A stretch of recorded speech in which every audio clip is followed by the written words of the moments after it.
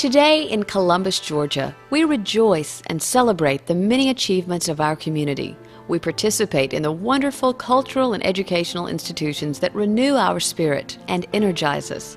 We enjoy and profit from our unique locale on the Chattahoochee River.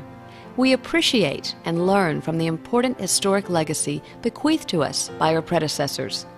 All these things and more make our community the wonderful, diverse place that it is.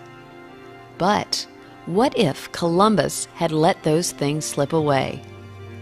What if we'd never recognized that a community needs to safeguard its past in order to appreciate and understand its future?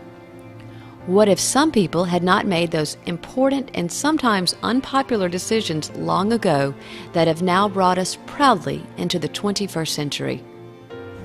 It has been my pleasure to serve as the Executive Director of Historic Columbus for almost 10 years and to follow a rich legacy that made the foundation the leader in preserving the rich heritage and character of our town, the conscience of this community, if you will. It would be almost impossible to name all of the people that have been involved, but I would have to list the pioneer leaders as Janice Biggers, Weezy Butler, Clayson Kyle, Rosia Deadwilder, Ed Neal, Brown Nicholson, and the Woodruffs, Emily and Jim and Barnett. And many of those that are still with us are leaders of our community today. And the foundation hopes that this video done on its 35th anniversary will just remind people of how important the social and economic impacts of historic preservation are to our town. What if we hadn't preserved our landmarks?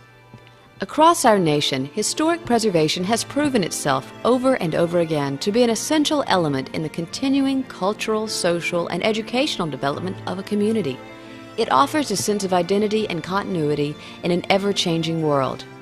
Locally and nationally, historic restoration has become the catalyst for economic expansion and progress. What was once considered lost to urban renewal is now revitalized into thriving business, entertainment, and residential districts in the heart of our city. Make no mistake about it, historic preservation is hard work and it can be costly, but the rewards are well worth the effort and investment. The Springer Opera House, which might be considered the jewel in Columbus's preservation crown, was the real beginning of preservation efforts in Columbus. What if we hadn't saved it? In 1963, the Springer was threatened with demolition, with the prospect that the property would become a parking lot, America's contribution to street culture. But the Opera House was saved by a group of concerned and enlightened citizens, and it has since been designated as a National Historic Landmark, and it has also become the State Theater of Georgia. That early initiation in '63 was really the start of the local historic preservation movement. Most recently, the Springer has enjoyed an $11 million restoration, funded in part by the Columbus Challenge.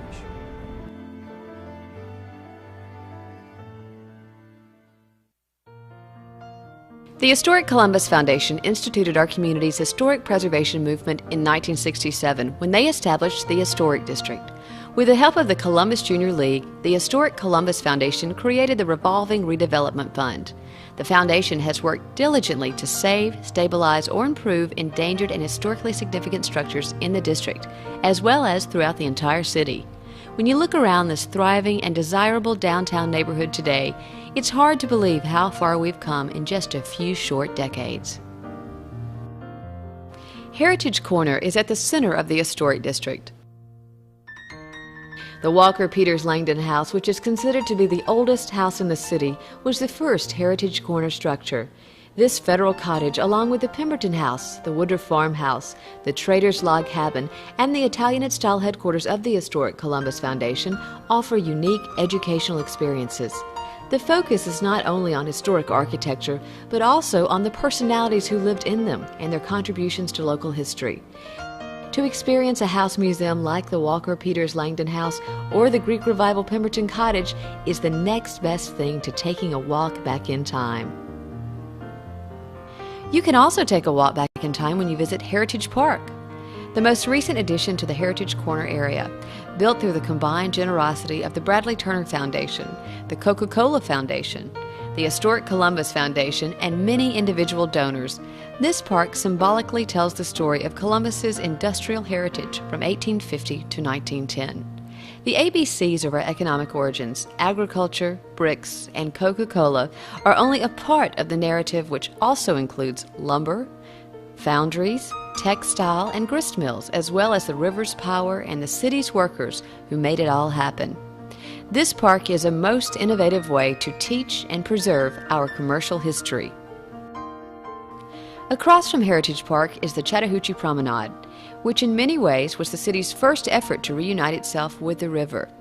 Established in honor of our nation's 1976 bicentennial, the promenade offers a beautiful setting and chronicles our past in the form of markers, a historic house that is now the headquarters of Keep Columbus Beautiful, and a replica Liberty Bell. The 7th Street and 2nd Avenue redevelopment project was not only an essential element in the revitalization of the historic district, it also served as living proof of the real potential of historic preservation. Through a public-private partnership, 6 structures were saved from demolition. In the fall of 1993, they were relocated to form a new neighborhood where there had once been only empty, weed-filled lots. 4 houses were moved in one day in the first parade of homes. In the years since, other houses have been restored in the area through the efforts of the Historic Columbus Foundation and individuals like Paul and Mary Lindquist and Gary and Mamie Pound. Together, these homes and businesses form a flourishing neighborhood that is envied and inspires others through the potential of historic preservation. Our Columbus Convention and Trade Center, also known as the Iron Works, has received both state and national awards that acknowledge the creative and successful adaptation of an old space for a new purpose. Again, this enterprise necessitated both public and private cooperation. The successful adaptation of historic structures into vital new business centers is evident throughout this vicinity. Who would ever have dreamed that the decaying Empire Mills would become part of an attractive Hilton hotel, or that the unused cotton warehouses along the river would be transformed into busy corporate headquarters? The W.C. Bradley Company has been a leader in adaptive reuse of these historic buildings. A few blocks away on Broadway, we see the heart of an old business district being brought back to life. Visionary preservation pioneers like David Lewis, Buddy Nelms, William Gant, and the late Harry Kaminsky, to name a few, knew that if you build it, they will come. And were they ever right? In the past few years, the addition of new shops, studios, cafes, and restaurants in our historic uptown has vastly improved our quality of life. With the complete renovation of the Rankin Square block, we have offices, business spaces, the Columbus Museum uptown, and Columbus State University's Rankin Art Center with loft spaces for students of the Swobe School of Music, now relocated in the new River Center across 10th Street.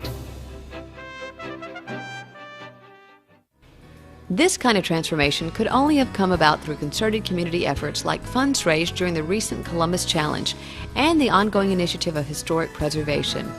It becomes evident that when a community's citizens and government learn to work hand in hand, combining the best of the old with the promise of the new, the possibilities for growth and prosperity are endless. The Columbus Challenge also set into motion the revitalization and creation of 2 other institutions directly part of the historic preservation effort. What if the remains of the 2 Confederate Navy warships, the ironclad ram Jackson, also known as the Muskogee, and the gunboat Chattahoochee, were never locally salvaged from the river bottom in the early 1960s? The fact that they were rescued resulted in a chain of events that 4 decades later determined the creation of a truly unique American museum. Today, Port Columbus, the National Civil War Naval Museum, has the extraordinary mission of interpreting and teaching an important and fascinating part of our history that has often been overlooked. The Columbus Challenge also assisted local historic preservation efforts in renovating and reintroducing the Liberty Theater to the community. Built by the Martin family chain in 1924 as a movie house and live vaudeville theater, it became an important social and cultural center for Columbus's African American community during segregation. In its prime, the Liberty Theater featured such noteworthy artists as Duke Ellington and Ella Fitzgerald. Today it stands as an important historic landmark of our city's Black heritage and equally serves as an important cultural asset for the entire community. Another aspect of our Black heritage was acknowledged through the preservation of the William H. Spencer home. Mr. Spencer, who served as the first African-American supervisor of colored schools in Muskogee County, built this house for his family in 1912. The fine craftsmanship evident in this four-square with classical revival details reminds us of the gifted local artisans of all races whose skills and creativity built this community. Mr. Spencer's important role as a Black educator also serves to remind us of the proud achievements of African-American citizens in Columbus. In 1983, the Norfolk Southern Railroad Corporation announced its plans to demolish the 6th Avenue passenger station and the accompanying freight warehouse. Preservationists from the historic Columbus Foundation joined with government officials, representatives from the media, and other interested citizenry to convince the railroad that alternative plans needed to be made. This 1901 depot complex was important to the community not just as a unique example of architectural style, but also as the site of shared experiences and personal recollections. From their joint efforts and negotiations, a grassroots preservationist movement was begun, which was called SOS, or Save Our Station. Headed by Tom Boyd, the group reached out to the entire community, who shared such memories as seeing a loved one depart or return from war at the depot. With so much personal history directly connected with the grand Richardsonian Romanesque structure, the necessary funds were raised to keep the wrecking ball at bay. SOS was a success. In 1990, Total System Services purchased the preserved structure to use as corporate offices. They restored it into the important landmark that it is today. In 2001, the Columbus Chamber of Commerce became the guardian of this important monument when it purchased it to serve as their headquarters. An impressive entry into uptown Columbus is driving south over the 2nd Avenue Bridge. There, in the 1400 block of 2nd Avenue, you'll find one remarkable example of historic preservation after another, ranging from the elegant cast iron work of the Rankin House, owned by the historic Columbus Foundation, to the antebellum grace of the Ilges House with its 6 grand Corinthian columns.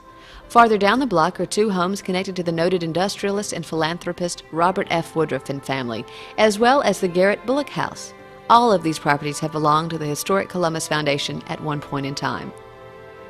Contrasted with the modern architecture of the elementary school and the Total Systems campus across the way, these historic structures serve as important reminders of the early grand architectural styles of High Uptown. But looking at an architectural diverse neighborhood like High Uptown also reminds us of the history and architecture that our community has lost over the years. Without a doubt, losing those preservationist battles has been a hard lesson, but these lessons have been taken to heart. Though not every battle has been won, we have had important victories that have changed the way we think about ourselves and define our community's future progress. We have educated our community to recognize the fact that we need to safeguard our past in order to guide our future. We have stood behind the people who made those important and often unpopular decisions long ago, and we still continue to do so today. We have tried and often succeeded to preserve our past. The role of the preservationist is an ongoing one. Consider the tremendous private investment in the Saul Loeb Garrett Joy Complex that has made important use of federal and state tax incentives for restoring historic properties. As you have seen, adaptive use of old structures for new purposes has a proven track record in Columbus. The new complex of shops and restaurants of this current preservation effort will greatly enhance the already blossoming uptown district around the River Center for the Performing Arts. It is a sure sign that we have learned the lessons of what if and have come to believe in the future of historic preservation. There's no question about it that one of the greatest strengths of a community is historic preservation. And it is a wonderful economic development and community development tool. I look around Columbus and I see the activity on every corner. You've got shops and restaurants and activities and buildings and offices, and I know that it all goes back to a small band of pioneers who decided that in Columbus, Georgia, we needed to save the Springer, that we needed to preserve the original inner city, the historic district of our community. And that's led to momentum, it's led to development, it's led to excitement, it's led people literally to come back to the heart of our city. And I don't believe we're anywhere near the end point. I'm convinced the best is yet to come. What if we keep doing this good work? The possibilities are endless. Thank you, Columbus.